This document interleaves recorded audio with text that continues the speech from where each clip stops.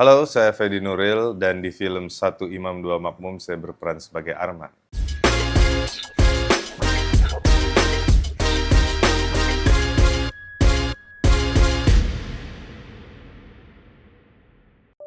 Bisakah seorang suami mencintai dua istri?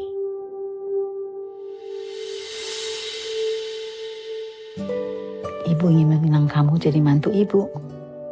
Kamu bersedia? Mas Arman gimana? Makasih Bu. Cucu nenek.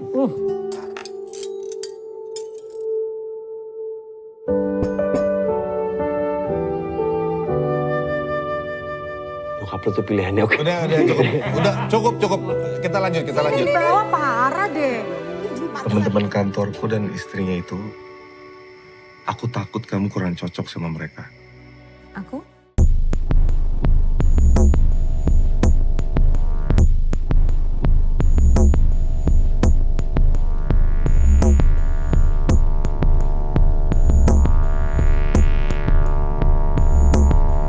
Arman itu dia seorang arsitek, dia seorang duda, punya anak perempuan bernama Yasmin umur 5 tahun, dan dia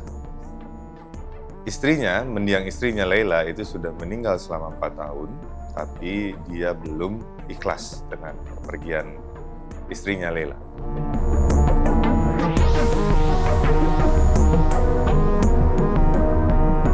Rasanya cukup seru tapi melelahkan juga.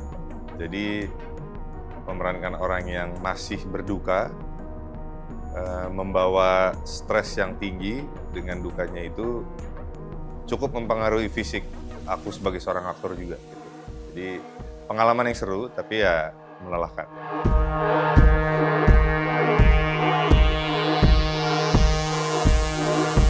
Sempat ke bawah stres. Jadi untuk pendalaman karakter Arman, aku konsultasi dengan psikolog supaya aku tahu bagaimana kondisi psikologis orang yang sedang berduka.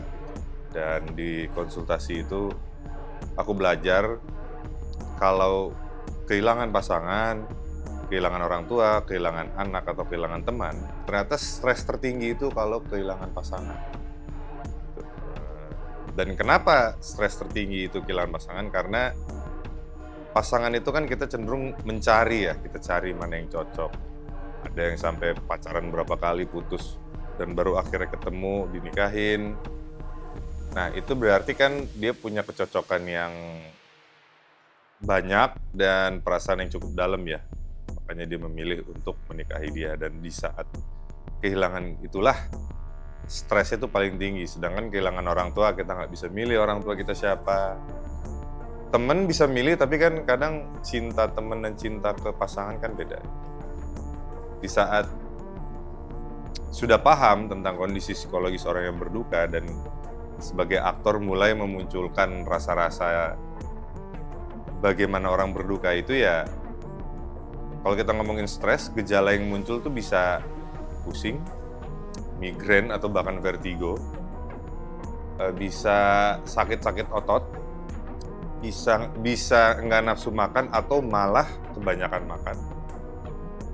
Nah cuma yang berasa di aku beneran saat itu ini sih, sakit leher.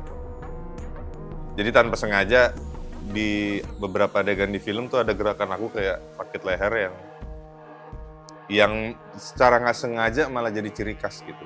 Yang penonton nanti akan notice berarti dia masih stres gitu, dan menunjukkan memang belum move on gitu dari rasa berdukanya. Nah jadi dan itu juga ini ya bikin nafas pendek. Jadi kalau udah selesai syuting tuh aku harus semacam latihan mengatur nafas supaya nafasnya normal lagi. Jadi ya stresnya bisa ke bawah.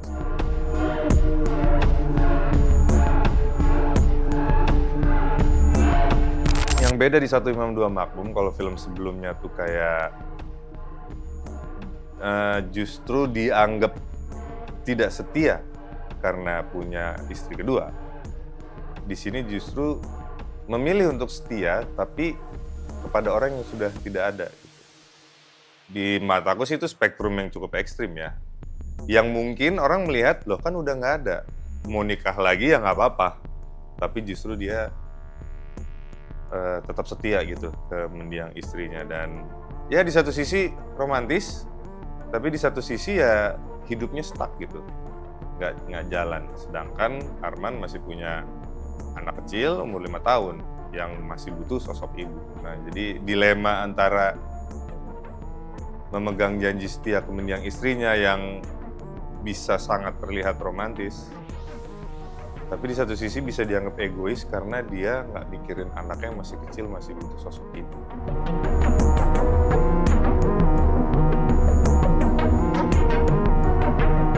Rasa duka itu kan nggak enak, nggak nyaman gitu. Dan di saat harus berusaha memunculkan rasa duka di hati ya supaya actingnya terlihat natural, ya itu sulit gitu. Itu stressful, bagian yang nggak nyaman itu.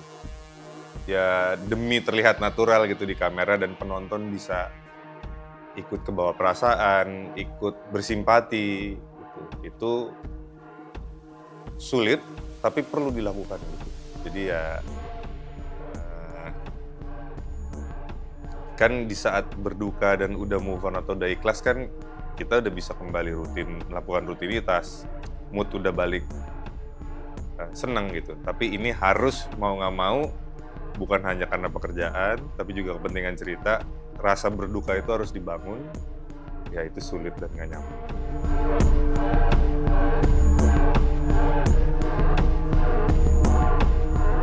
Satu, aku konseling dengan psikolog untuk paham bagaimana bukan hanya kondisi sedang berduka, tapi juga berduka karena ditinggal pasangan gitu ya. Yaitu aku berusaha mereplika gejala-gejala orang yang stres itu. Terus diskusi dengan psikolognya kayak saya harus saya sudah menikah lagi, tapi memang saya belum move on dengan mendiang istri saya. Nah, apa yang harus dilakukan supaya cepat move on dan saya bisa mulai membuka hati kepada istri baru saya gitu. Nah, itu yang menariknya adalah ternyata yang namanya orang berduka dan ikhlas itu tidak bisa dipercepat, tidak bisa dipaksakan. Itu memang cuma bisa sabar aja. Khususnya orang-orang sekelilingnya ya, yang sebenarnya pun mereka juga ikut merasa nggak nyaman hidup atau nemenin orang yang sedang berduka kan. Nah, itu jadi pendalaman lewat teori-teorinya, habis itu dipraktekkan lewat acting.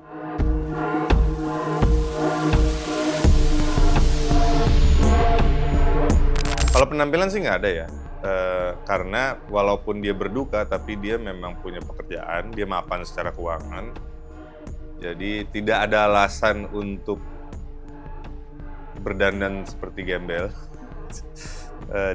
Dia bisa untuk rapi gitu dan mampu untuk terlihat rapi. Lebih ke ini aja sih, request paling utama adalah bagaimana membuat penonton dilema antara Arman, kamu jahat sama Andika, tapi kamu cinta banget sama mendiang istri kamu, so sweet, romantic, tapi kasihan nih. Gimana bikin mereka bingung? Kita harus gimana sih gitu? Arman ini harus kita apain? Kita suruh move on atau gimana gitu? Ya itu sih requestnya. Jadi walaupun Arman mungkin salah ya, tapi penonton bisa ngerti kenapa Arman melakukan itu. Nah itu sih request utamanya.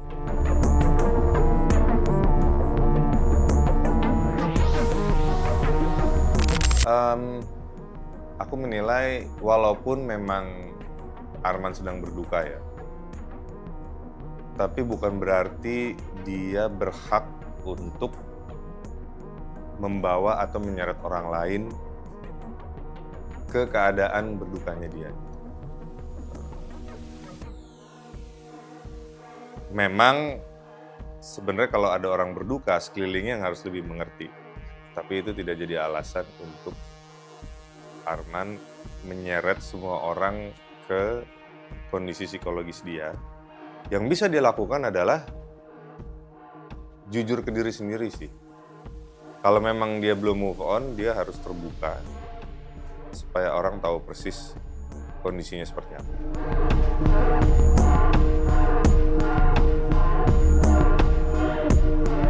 Kalau dari karakter ada yang relate. Aku dan Arman itu sama-sama orang yang suka kerapihan, suka keteraturan. Karena Arman itu arsitek, itu kan berarti dia orang yang suka keindahan. Dia orang yang sangat terukur, dalam hitung-hitungan tuh harus jelas, harus pasti kan, nggak boleh sembarangan, kalau nggak roboh rumahnya. Nah itu kami punya kesamaan di situ. Aku suka sesuatu yang teratur, terorganisir. Nah, dari segi kesetiaan juga sih, maksudnya aku kalau udah dalam, udah di situ aja gitu, nggak kemana-mana gitu. Tapi ya jangan sampai ngebayangin pasanganku meninggal ya, cuma kalau memang udah cocok, sudah dalam rasanya, itu memang nggak mau kemana-mana. Jadi saat dia belum mau mengikhlaskan istrinya, masih ingin setia, itu aku bisa ngerti kenapa Arman begitu. Karena selama rasanya masih besar, ya udah dia akan ngikutin perasaannya itu.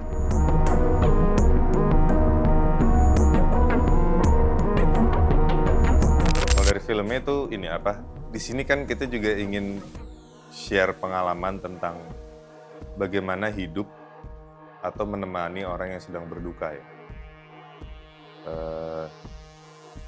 Memang menemani orang yang berduka itu tidak nyaman. Dan kita nggak bisa memaksa atau mempercepat mereka untuk move on. Kita memang hanya bisa nemenin, duduk di sebelahnya, nemenin, dan memastikan rutinitasnya jalan gitu. Apakah dia udah makan, apakah dia udah minum, apakah dia udah tidur gitu. Jadi kita juga mau share bahwa orang berduka itu nggak mau diceramahin. Orang berduka itu benar-benar hanya ingin didengar dan diberi waktu sampai akhirnya dia sudah bisa move on gitu. Terus yang mau kita ceritain juga bagaimana betapa pentingnya untuk jujur ke diri sendiri tentang kondisi kita seperti apa. Tidak menjadi people pleaser, karena nggak mungkin kita membahagiakan semua orang. Tapi justru kita bisa menghargai orang dengan kita jujur ke diri sendiri dan jujur ke mereka. Dan bagaimana berduka tidak bisa dipercepat, cinta pun tidak bisa dipaksa. Sedap.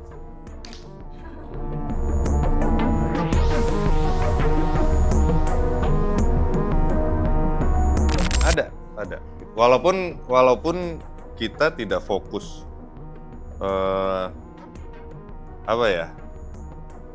bukan fokus ke kesehatan mental dan ada adegan konseling dengan orang lain gitu ya. Tapi bahwa berduka adalah salah satu kesehatan mental, iya. Dan kalau berduka itu benar-benar mengganggu rutinitas hidup kita, itu berarti kita mungkin butuh pertolongan profesional untuk bisa segera move on gitu kan. Jadi ya kalau ada nyerempet-nyerempetnya iya, dan itu juga yang mau kita share di film ini sih, bagaimana untuk mengatasi kesehatan mental berduka.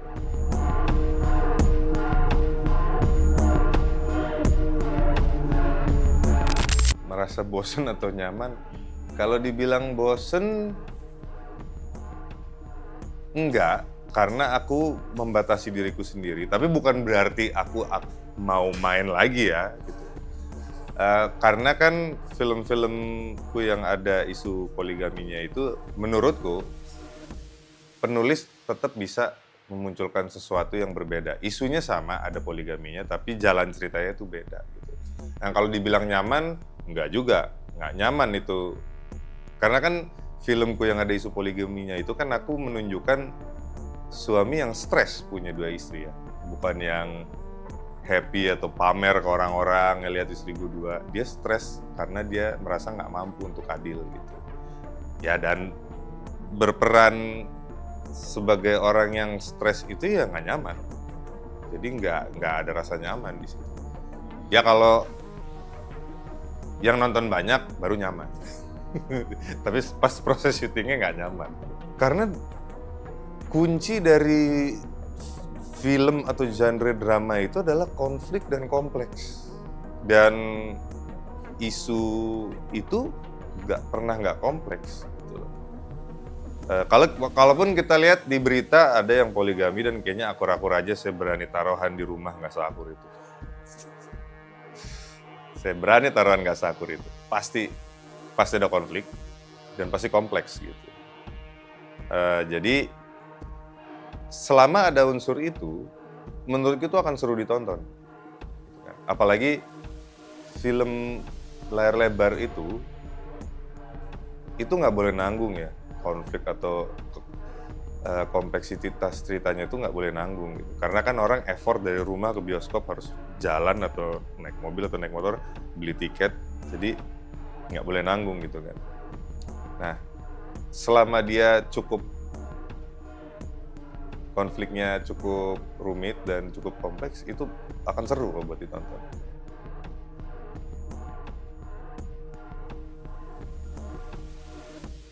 Nggak usah takut, itu udah kejadian. Sampai sekarang saya masih dapat tawaran yang ada isu poligaminya, cuma kalau saya nggak suka saya tolak gitu. Jadi ya nggak takut, orang kejadian kok. Takut itu kan kita khawatir akan terjadi, tapi kejadian, jadi ya udah nggak takut lagi. Sudah image yang nempel sih. Jadi aku bisa ngerti kalau ada PH mau membuat cerita dengan isu poligami, pasti kan dimulai dari siapa yang kepikiran gitu ya. Terus di-approach. Begitu misalnya nggak bisa secara jadwal bentrok atau memang aktor yang nggak mau karena ceritanya nggak tertarik, baru kan mulai melebar pencariannya gitu. Jadi aku bisa ngerti kenapa siapa duluan yang dihubungin begitu bayangannya muncul kan di kepala tuh pas tahu ceritanya. Tapi yang penting akunya tetap membatasi dan milih-milih sih, nggak asal ambil gitu. Karena ya ada khawatir penonton bosen gitu, ketebak lah atau gimana gitu. Jadi ya oke, mungkin ada poligaminya lagi, tapi pastiin ceritanya beda banget. Jadi penonton tetap merasakan perbedaannya. Kepengenan bisa main peran yang ekstrim tuh ada sih. Cuma realistisnya kan imageku sekarang nggak kesana gitu. Jadi sangat dimengerti kalau PH atau produser nggak mau mengambil resiko ngasih peran ekstrim. Takutnya penonton malah jadi apatis gitu, kok begini sih, jadi nggak mau nonton gitu loh. Ya mengubah image atau branding itu nggak mungkin cepat sih, harus pelan-pelan dan bukan tanpa resiko ya. Kalau kita nonton film melihat karakter yang ekstrim gitu, ada yang memang bisa mengapresiasi, wow actingnya keren banget. Tapi ada yang bener-bener kebawa kehidupan nyata, ketemu orangnya langsung, lo nyebelin lo ya di film. Dan itu plus minus gitu. Jadi mungkin di mata sineas bisa mendapat pujian, gila acting kamu keren banget, ekstrim. Tapi secara bisnis juga ada resiko kalau penonton tiap melihat aktor ini kesel karena dia nyebelin banget di film itu, secara bisnis belum tentu bagus gitu. Jadi kalau aku sih, walaupun ada keinginan untuk mainin peran yang beda-beda, tapi nggak dipaksain gitu. Tetap cermat milih skripnya, milih karakternya. Karena utamanya aku tuh main film untuk penonton, bukan untuk pembuktian kalau acting gue kayak gini loh, bisa loh gitu. Dan biasanya kan yang ekstrem-ekstrem itu cenderung nggak laku ya. Kita bisa mengapresiasi, bahkan mungkin menang award, tapi idealnya kan kita juga bisa nge-grab penonton sebanyak-banyaknya gitu.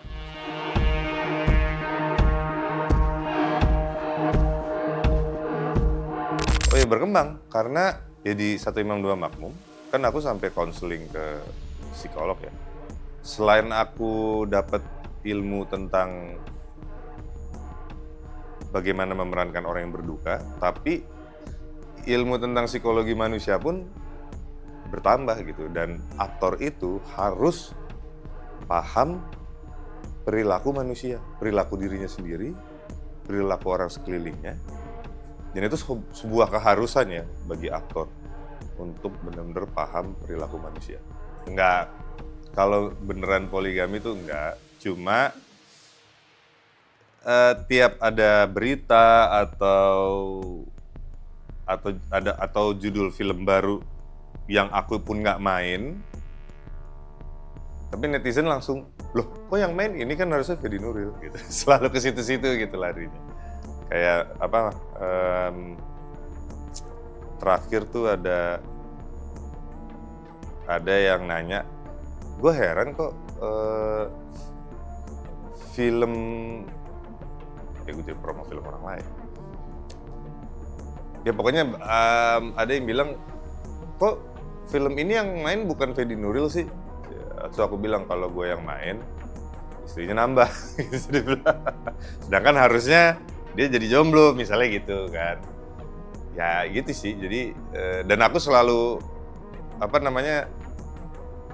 kalau ada yang nge-mention gitu, Mas ini harusnya yang main lo. Ya aku balesnya, gila gue padahal lagi diem aja dari tadi tapi masih kena juga, kasih emoji yang ketawa gitu kan.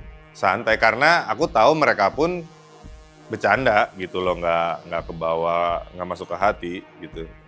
Mereka niat nge-mention aku juga ingin lucu-lucuan aja, dan kalau aku timpalin dan kalau kebetulan lucu ya itu suka rame jadinya gitu. Ya kita senang-senang aja.